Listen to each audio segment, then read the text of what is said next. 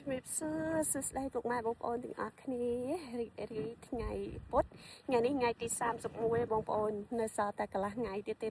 ចិត្តដាច់ឆ្នាំ2025ហើយឥឡូវនេះថ្ងៃចុងក្រោយនៃឆ្នាំ2025គឺនេះខ្ញុំមកចំណាយពេលវេលាកំពុងតែនៅ holiday នៅ Tasmania ឥឡូវនេះគឺមកលេងកម្សាន្តនៅ Lavender Farm នៅ Tasmania បងប្អូនគឺជា Lavender Farm ដែលធំបំផុតនៅក្នុងប្រទេសអូស្ត្រាលីតាមដែលនេះខ្ញុំដឹងហើយអញ្ចឹងសម្រាប់នេះខ្ញុំក្នុងថ្ងៃនេះអត់មានអីច្រើនទេបងប្អូនគ្រាន់តែចង់មកសង្ឃឹមថាបងប្អូនទាំងអស់គ្នា enjoy 2025ហើយទទួលបានការសម្រេចជោគជ័យនៃគោលបំណងប្រាថ្នាដែលបងប្អូនទាំងអស់គ្នាតែងតែដាក់គោលដៅឲ្យខ្លួនឯងនៅដើមឆ្នាំ2025អញ្ចឹងណាបងប្អូន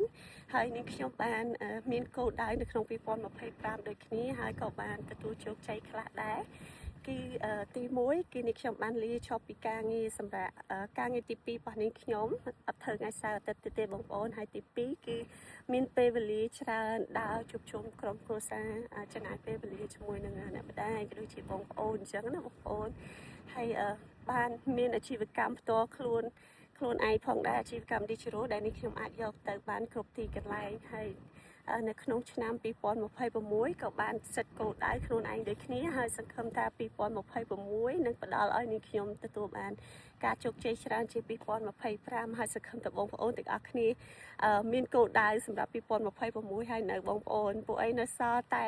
ប្រហែលម៉ោងទៀតទេបងប្អូនអត់ដល់មួយថ្ងៃផងគឺដល់2026ហើយក៏សូមជូនពរឲ្យពុកម៉ែបងប្អូនទាំងអស់គ្នាទទួលបានជោគជ័យសិរីសួស្តីនៅក្នុងឆ្នាំ2026ដូចគ្នាហើយយ៉ាងណាមិញសម្រាប់ថ្ងៃទី31នេះជិតដល់ឆ្លងឆ្នាំហើយបងប្អូនចាសសង្ឃឹមថាពុកម៉ែបងប្អូនទាំងអស់គ្នាបានសុខសុវត្ថិភាពដើរទៅទីជិតទីឆ្ងាយហើយសូមឲ្យមានសុភមង្គលជួបជុំក្រុមគ្រួសារ